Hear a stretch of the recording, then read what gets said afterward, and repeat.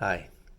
So someone asked when I posted my Tale of Three Wooden Shakuhachi, like, what's the difference? Why does one play and the others don't?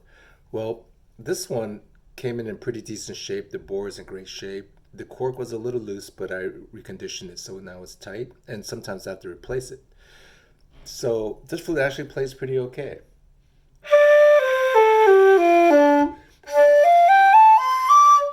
Now, the other ones, which is exactly the same company, had an issue with the cork, so it didn't work because there was a leak.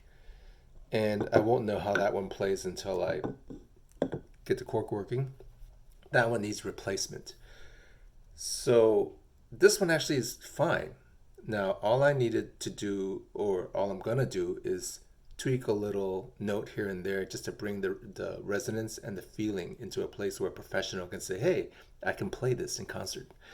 So I'm going to just give it a quick neutral breath and feel it out and give it my initial feeling.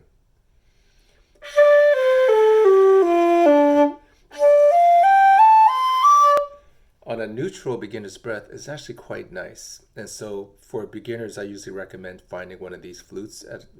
You can get them on eBay, but the risk is it might have a loose cork or something, which would be a simple thing to fix. Sometimes the earlier models, or even the later models, depending on the brand, does not have an ideal bore shape, so it's not going to be a great instrument. It'll be only a beginner instrument. This one will be a great instrument. So I'm going to give it a couple of honkyoku or classical shakuhachi riffs.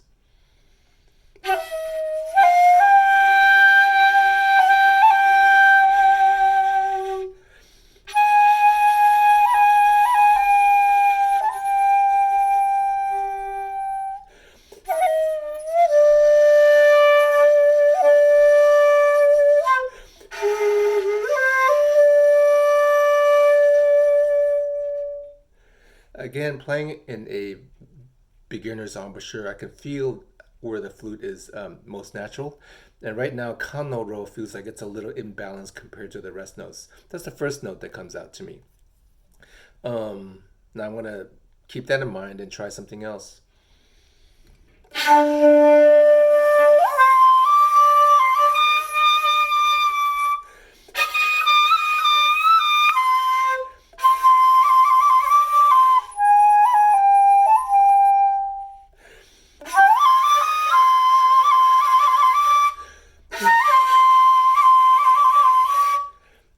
So those notes are some of the most difficult notes in shakuhachi music. It works pretty good.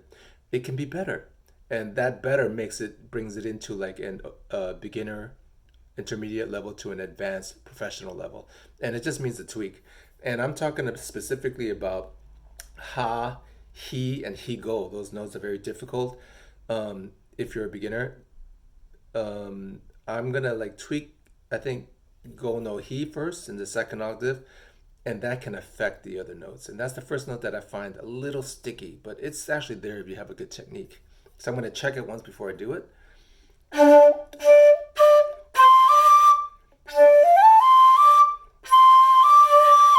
Now you probably can't hear it through this compression microphone technique on my phone, and then when it comes out of your computer, it's gonna just kind of sound like wavelengths. But in a room, you can feel the resonance. You can hear the resonance. And when I mean resonance, I mean there's a harmonic foundation. Then the other notes are stacked on top to make a sort of a chord. A good resonant note has like, you can feel all those partials, the foundation and the other sympathetic vibrations that gives us what we call tone color. So I'm gonna shave a little bit of this. And what I don't have, I'm actually not in my shop, so I don't have my Japanese knife, but this X-Acto knife will do a job.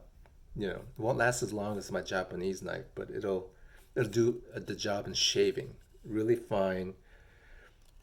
Basically, what I learned from working with Kinya Sogawa in Japan is when you shave it lightly,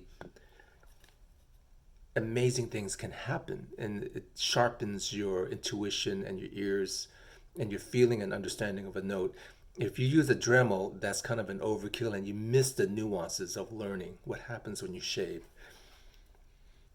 Let's see what happens to go no he with just a shave, a sliver of the paint off.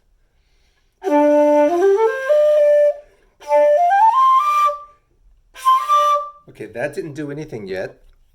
I'm going to shave a little bit more. I'm talking about like a tenth of a millimeter that's going to come out.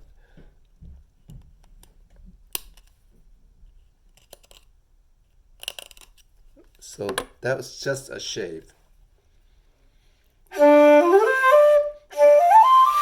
Now, I don't know if you can hear it through my phone, but I can feel it. It's better and even affected Ro. So Ro Otsu no Ro actually has a little more room.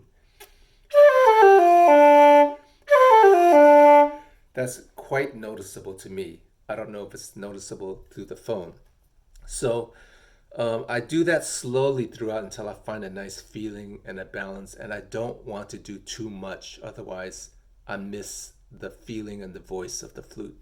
So that's my process when I fine tune these flutes, is to find the balance, the feeling, and an overall tonal core that's balanced with the same voice. Um, yeah, so that's what I do for those who asked. Thanks for watching.